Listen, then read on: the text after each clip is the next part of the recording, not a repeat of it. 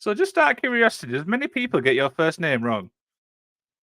I mean, it depends on the country of who's saying it. Americans make it sound incredibly. They put an R in there, Sharzer, whereas it's Shazza, just Shazza. But like, I feel like the British accent and like the Aussie accent get it. The Americans not so much. Of course, we're talking to Shazza McKenzie. We've got loads of stuff to talk about. AEW, WWE, Ring of Honor. I think last time I looked, you've been in so many promotions, I've lost count.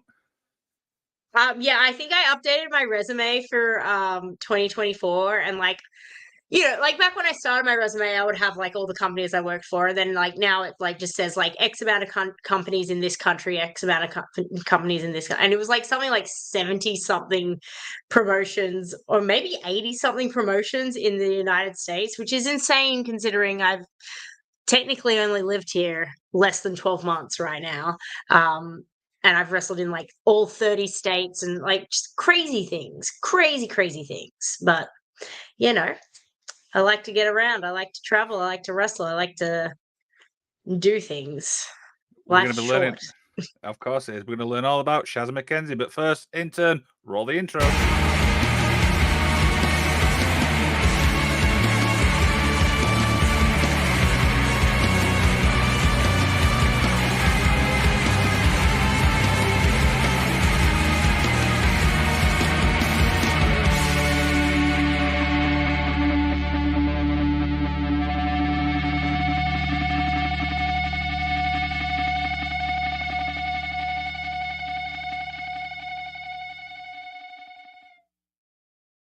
Now, of course, we were meant to record this last week, but you had the issue with your car. So are we all up to date now? We all sorted?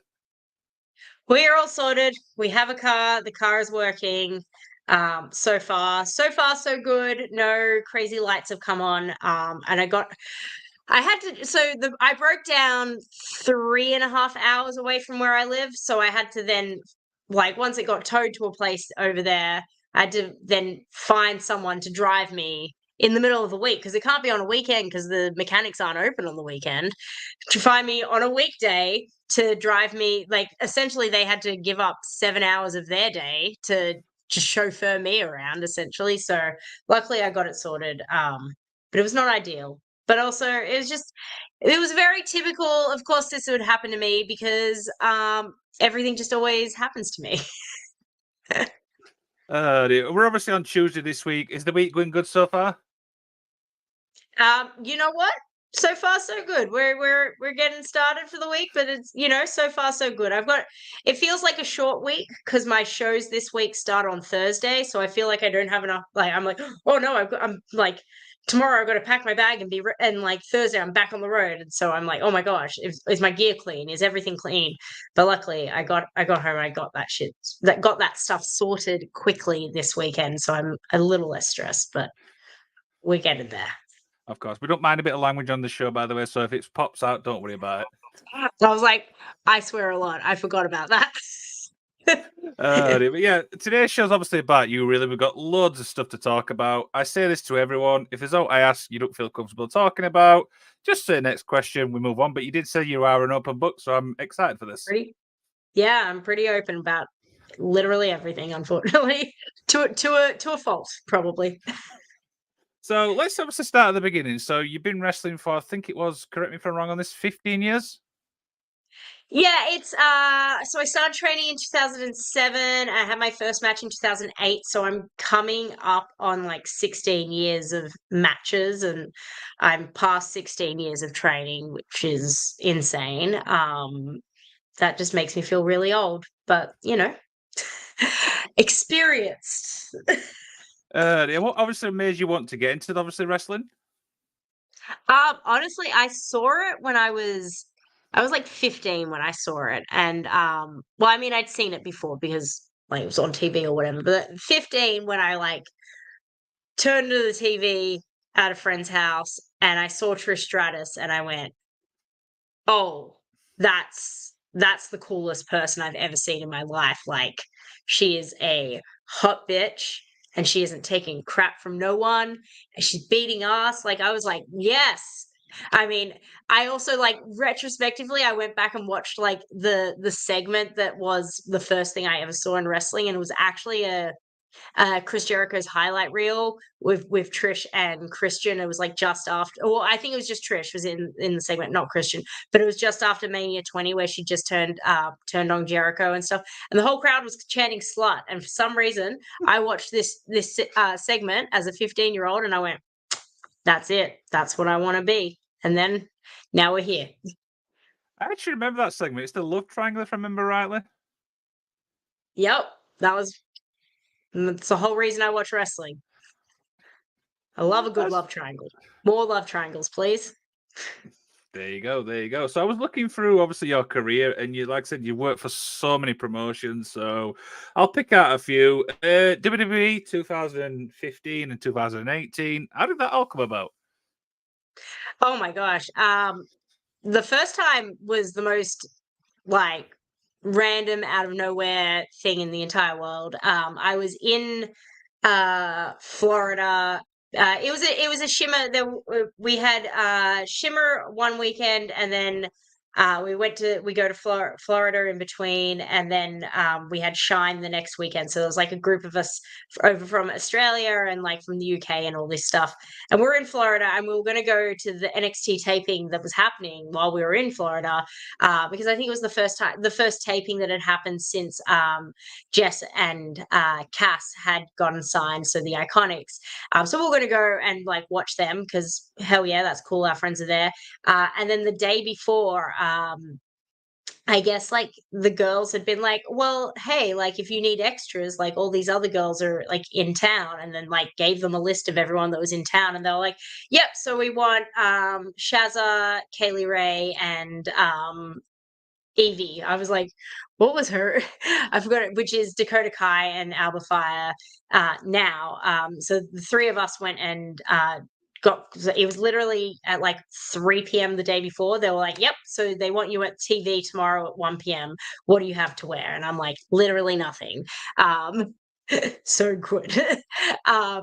Figured something out very, very, very short notice. 10 in the middle of the night, all that stuff. I think I tried to paint my own nails at home because I hadn't had my nails. I was not prepared. I was not remotely. I think I'd eaten donuts for breakfast that day because I was like, chill. Yeah, I'm on fucking vacation. We're in Orlando. Let's go. So then, yeah, and then I was just there, and the whole thing was it just happened. But that was the reason. There was like, when that all happened, I think like once it aired, there was like I think Taz had a podcast at the time. Maybe he still has a podcast. I don't know. Forgive me if he does. He had a podcast at the time, and he was like reviewing NXT, and he was like said something about me. It was like my debut or whatever. He critiqued or whatever, but he thought that I was a debuting diva. So in my head, I was like, oh, maybe I can do this. And then after that, I just harassed WWE for years and then they gave me a tryout, and then like eventually they gave me another match, like, and then the world ended, so I was over it. So and then I got really old really quickly, and everyone got fired, and it's a new world now. So, but 2015, different times. That's like 9 years. Oh my gosh, time has flown. Oh, it has. And then the year after, you was obviously part of AEW, which That's me. Yes. Please tell me how this came about. Okay, so that came about at the end of, it would have been like the end of 2018. So before AEW was like even sort of announced or whatever. Brandy and Cody had come to Australia as part of like a tour, and I had ended up wrestling Brandy during this tour, and Cody was like filming the match, I was like, oh well, that's cute. He's just filming his wife's match, like supportive, etc. We love a supportive husband, which Cody is absolutely. But then it turns out that they were like scouting for AEW. So and then basically after the match they were like, oh yeah, so you might have heard rumors on like the internet about like a new company starting. Well, the rumors are true. Like once our Ring of Honor contracts are up, like we're going all these things are happening, and like we really want to push for you and stuff like that. So I was really Cody and Brandy really pushed me really hard in the early days of AEW, and I'm forever, forever, ever thankful and grateful for that. And like I know and that's essentially by like keeping in contact with Brandy and whatever, that's how that all led to me being in the Casino Battle Royale. And then I did like another spot on Dark a couple months later in like October that year. And then the world ended, and then we have to reset and start again with our lives, and that's fine. That's you win some, you lose some. I'm gonna that is the motto of my career is you win some, you lose some. So before I ask you the next question, I'm going to ask you this: will Cody finish the story at WrestleMania? Oh my gosh, he better. It's not going to be a chicken that gets thrown in the ring this time. It's going to be everyone throwing their freaking. Everyone's just going to throw all their chairs. It's going to be like that ECW thing where they all threw their chairs in, and then everyone like just stormed the ring, and then everything breaks because that's the rage. There was going to be a straight up riot. You know, if Roman wins, we riot. That's what's hanging from the rafters this time. Not this Cena crap. It's Cody's. It's Cody's year. You got to pull the trigger, man. You got to he's Cody. But I might be a little biased. The thing is, with the last year's WrestleMania match, the ending really annoyed me as a fan. Do you know the way it ended and stuff like that with the Sakura interference? Well, yeah, I mean, I get it, but it's I understand. Or I mean, at the time, I was like, "What do you mean? Just pull the damn trigger on Cody." But like, they've managed to get an entire full year after that out of Roman, which is insane. Because at that time, I was like, "How much longer can they do this? Like, how much more can like?" We've done it all at this point. But hey, they got another year out of it, so they were right, we were wrong. It worked out, but it's Cody's time. Like this is like whatever rhymes with Cody, like, but the same as like don't hinder Jinder, don't foily Cody. I've got nothing that rhymes with Cody, but like we're gonna come up with something, and that's what we're gonna go for this Mania, because they're not gonna whatever Cody, just like you don't hinder Jinder. You've heard it from Shazza McKenzie. Cody's going to finish the story. Exactly. There you go. So you mentioned obviously earlier on Shimmer, and I was looking through some of your matches there, and oh my god, you've been in the ring with some of the biggest talent I could probably think of. So many. I mean, what was that like for you personally? I mean, it's like it's such a weird. So like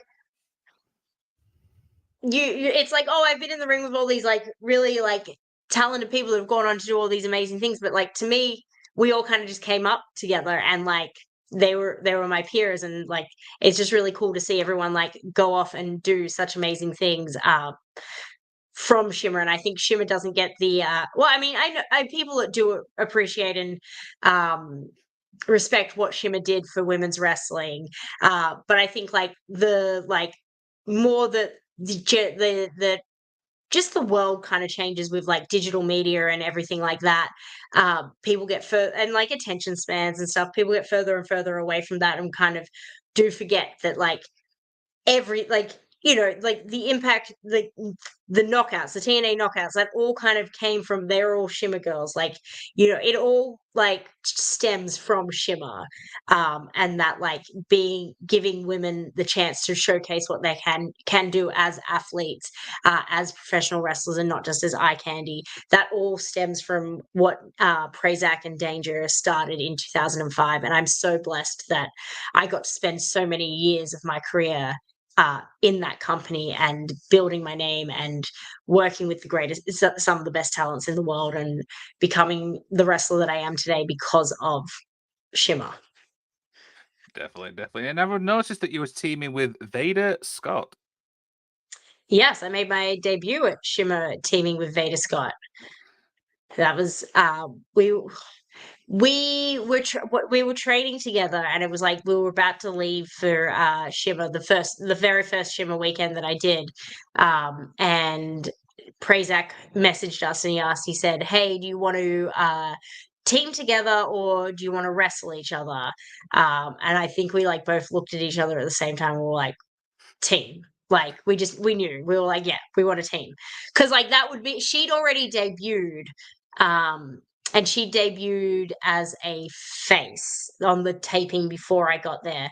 So like if I had said, "Oh, I want to face her," I would have my entire career at Shimmer would have been completely different, because if I'd said, "Oh, I want it to be I want to make my Shimmer debut wrestling Vader Scott," then I would have made my Shimmer debut as a heel and would have had a completely different Shimmer career than what I had. Whereas I was face my entire career at Shimmer, and it would have been completely different. It would have just been a different universe, which would have been fascinating. But no, the way we went with me and Vader as a tag team, and then eventually she did turn bad, and then we had to wrestle a few times. But that's what tag partners do.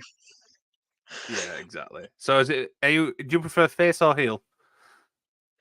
Um, it really depends. Like I'm pretty easy no matter like whatever way, whatever is gonna get whatever that crowd I feel that crowd wants or is going to react to. I think it just depends on the opponent as well. Like there's people I wrestle where I go, well, I don't want to be a face against them because they're freaking cool, and I wouldn't I wouldn't boo them. I'm going to cheer that person too, so I don't want to I don't want to have to try and fight to be cheered with that person because that person's way cool. I want them to be they're going to get cheered, so I want to be the heel. Like I don't yeah. I don't know. It depends on the situation, it depends on the company, the show, the crowd, the opponent.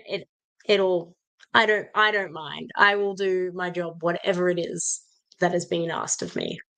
There you go. There you go. So I'm just looking obviously at your Twitter. Talk about Heartbreak Core. How did this all come about? So years ago, I was hardcore Shazza McKenzie. Which was because I just had hearts all over. I think I had hearts all over my gear, and I'd won the Heart of Shimmer Championship. And there was like a fan had DM'd me, and he was like, "Oh, I have this idea where you're like hardcore, like hardcore, but we chant like she's hardcore, hardcore, she's hardcore, she's hardcore." And I was like, "Oh my god, I love this. Let's see if I can make it a thing." So I made that a little thing for like a few years, and then in 2020, ironically, before the world ended, it was great. I loved this. I had a trip to America planned. Well, I flew all the way to America, and part of that trip was I was going to change my persona from hardcore to heartbreak core, and I filmed this really cool video with like a fake heart and all this fake blood, and it was real messy and really cool. Um, it would have been real sick if the world didn't just fucking end. Like, like if things just kept going, it would have been real cool at the time, but it didn't. So like I think I released that promo probably about like the start of March, and then like or even if maybe I released it when I got off the plane in America, so it maybe March 12th, like just as the world was ending. But that's all right. That's life.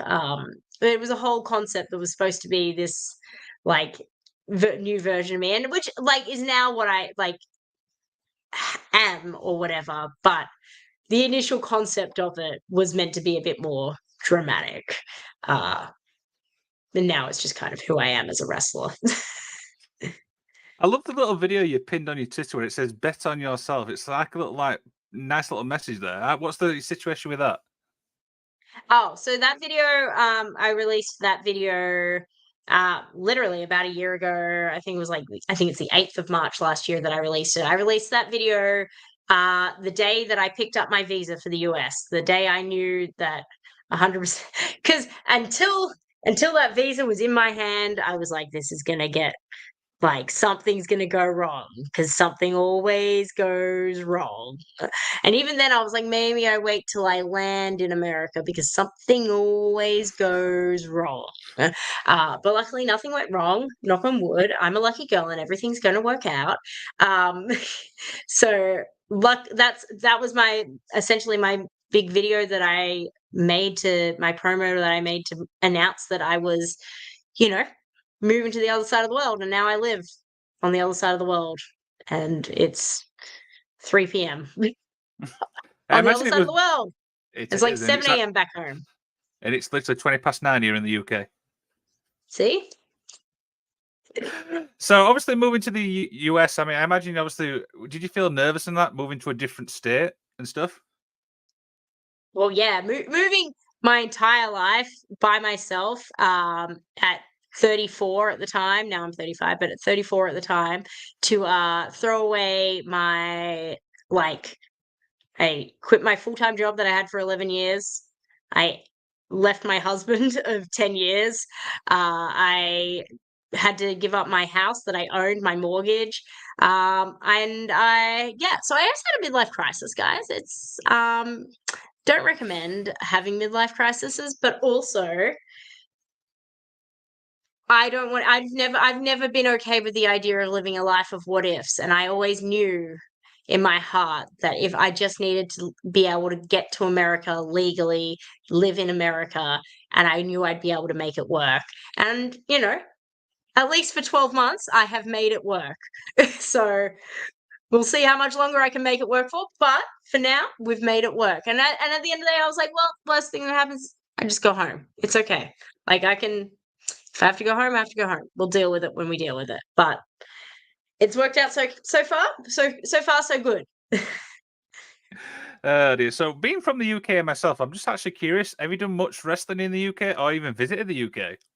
Yeah, I did a 1 month tour of the UK in 2019. I stayed out at Portsmouth, did like Rev Pro, did Eve. Gosh, what else did I did a bunch. I was there for a month, and I did like 7 or 8 different shows. I was back when Southside was still running, and now they're did some Southside in there. Now their belt got like merged into Rev Pro or whatever a few years ago.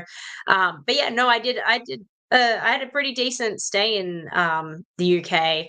I enjoyed the scene there. It was back again pre-pandemic, so it was different to what is now, and like it was still when I was there was kind of like the start of like it's not the start of NXT UK, but like the NXT UK guys could still work the indies and everything. Like it wasn't as like it didn't get that super shut down until a little bit later and then the world ended. So you mentioned obviously pandemic quite a lot. I mean, how's that been for you realistically It's being a a pretty wrestler? big thing that happened to us. So yeah, What as I did was you say, saying, son? I was Yeah. too busy laughing. So yeah, we obviously the pandemic and stuff. I mean, is it been kind to you in a way being a wrestler? I mean, it was the only time I've taken a break.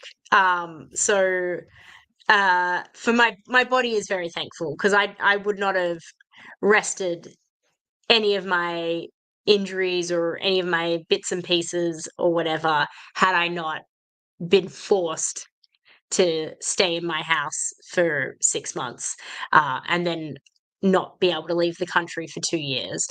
So like it was very frustrating when it was happening, but especially like at the start, there's like I feel like it was like a grieving process of like at the start, I was angry and frustrated because it's like, well, I had all these really cool things lined up and like, like I was gonna do all these I had like that mania week in 2020. I was supposed to do like 10 shows or whatever in 3 days, which retrospectively I'm quite glad didn't happen because that sounds really painful and tiring and I don't want to do that. But I had like all these big things. Like I had other like times with TV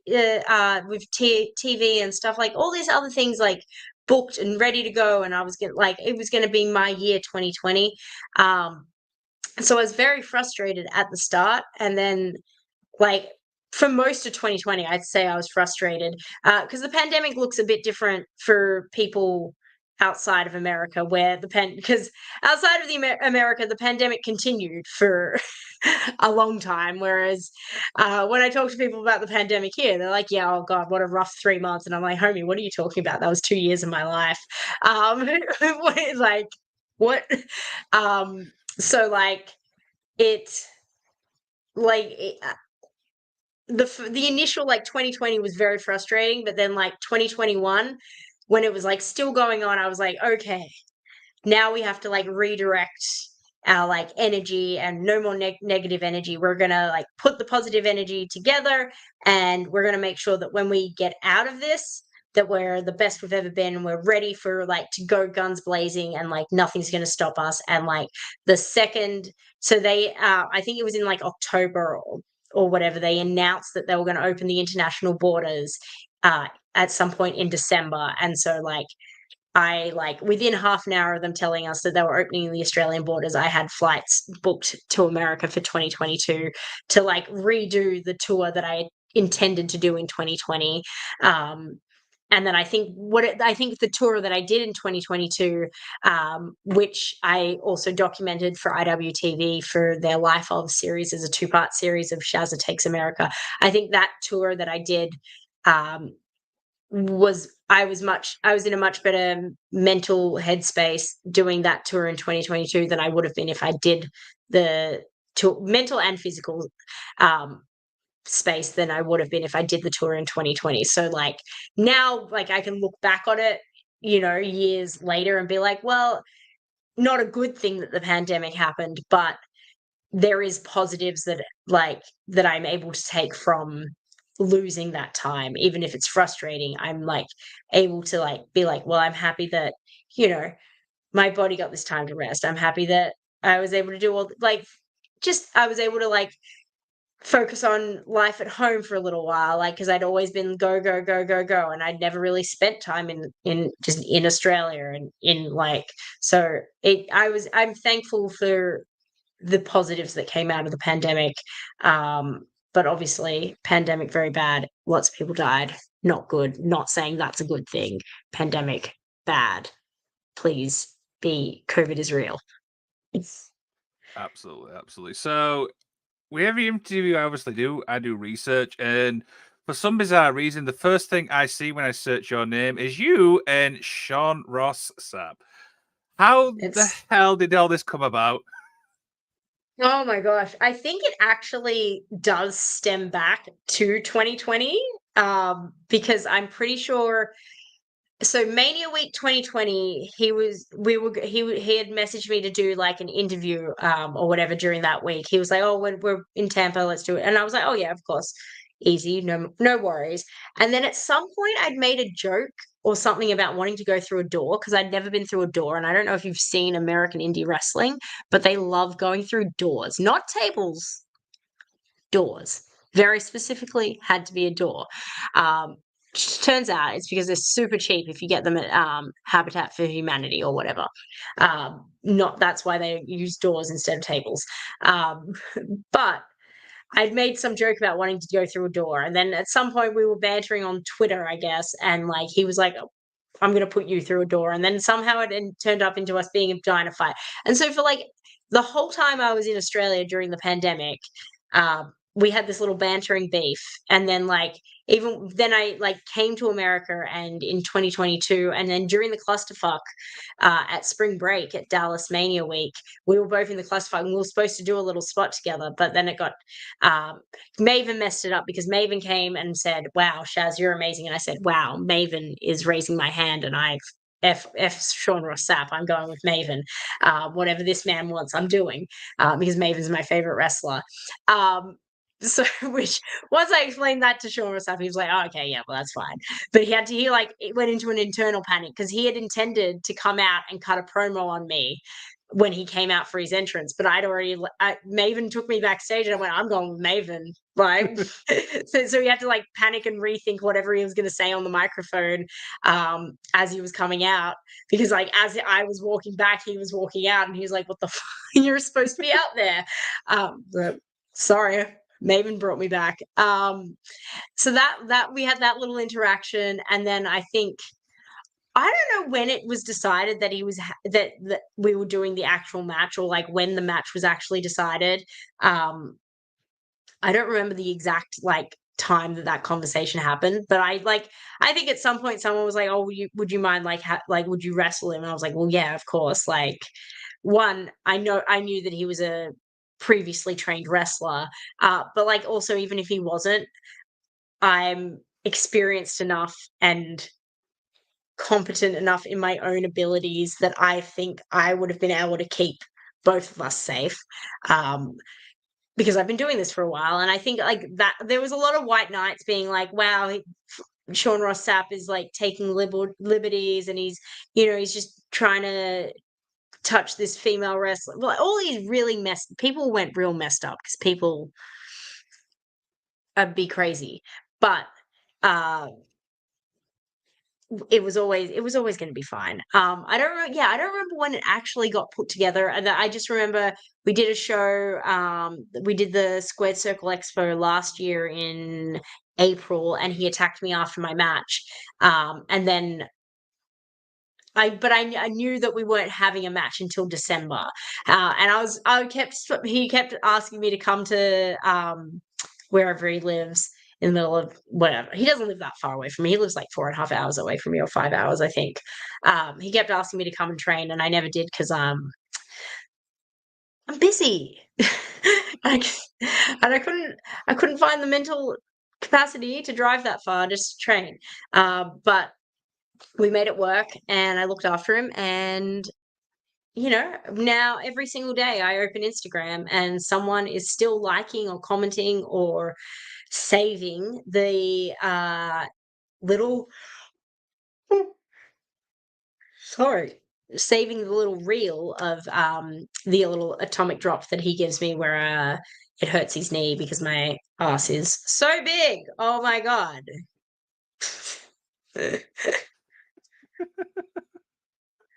Oh, that's brilliant. So, being a wrestler, also like you are, do you get chance to like watch wrestling from as a fan?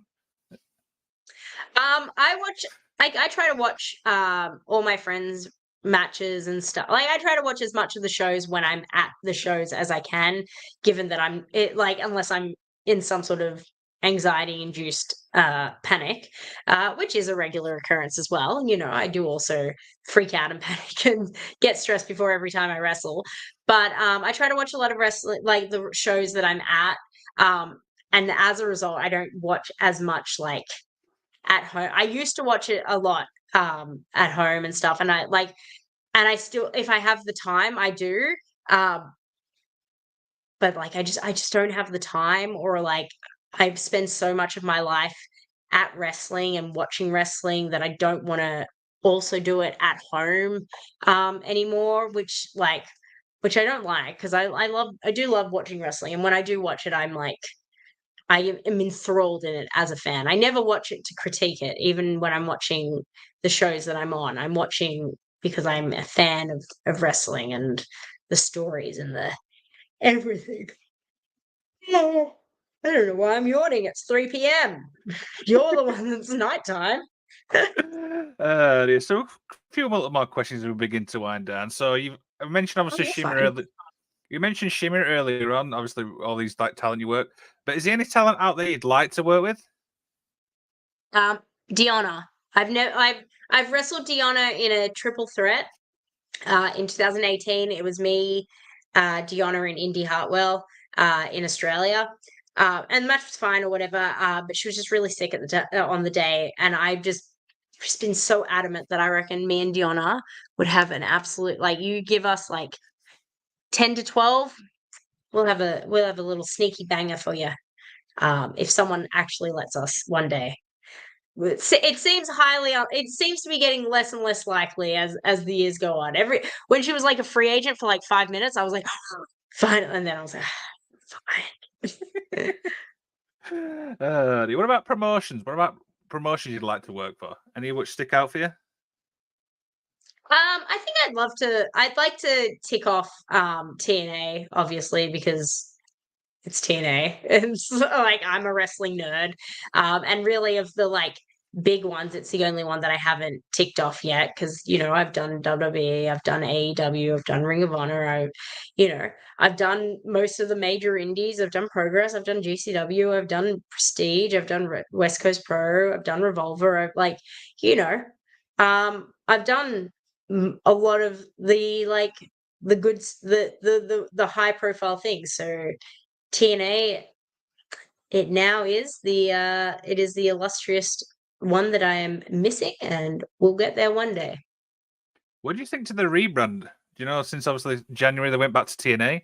What do you reckon? I love it. I mean, I was a TNA, like I was a little nerd on the internet in 2004 watching Victory Road 2004, and like I was in it. So I'm TNA, I'm cross the line all day. I'm on board. Yeah, I always loved the old TNA stuff, so I was so pleased when they went back to the actual, what they are now. So, one final question is, what's the goals? What would you want to achieve for the rest of the year? Gosh, honestly, my big one at the moment is that I want to wrestle for Tokyo Joshi Pro, ideally in Japan. Um, but that's probably the like. I mean, I'd ideally like to do it this year, just because I need to start doing visa stuff, which will result in me not being able to leave the country at some point. So I want to do that before I get locked in the country. But other than that, like that's like my big like hopeful goal. But other than that, I'm just trying to have fun and enjoy what I'm doing, stay in one piece, and pay my bills.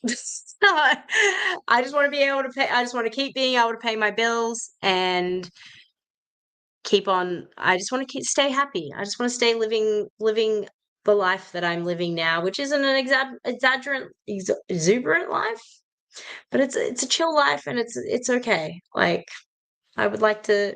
That's my goal, is to stay happy. There you go, and that's a brilliant thing to stay on. So, one last thing is, do anything you like to plug before we head off? Gosh, all my socials, well, Twitter and Insta are at Shazza_McKenzie, and in there you'll find a link to all of my things: my OnlyFans, my Brand Army, my Patreon, my Big Cartel, my pro wrestling tees, my everything. It's all in there. It's all in that link tree. But the best way to support me is OnlyFans, because that's money. And you come to my shows and buy my merch and all that stuff. And I do hope I get to see you in the UK at some point. Yeah, hopefully I can come back. I've seen the scene keeps coming back up again now, and like I'm excited because Charlie's going back over there in from May to June. So I'm really excited to see her and Millie tear it up again as a tag team. So I'm hyped to watch some of that stuff from afar, even if I'm not there watching it. There you go. Shazza, this has been an absolutely fun chat. Thank you so much for taking the time to talk to us. Thank you. Cheers, guys.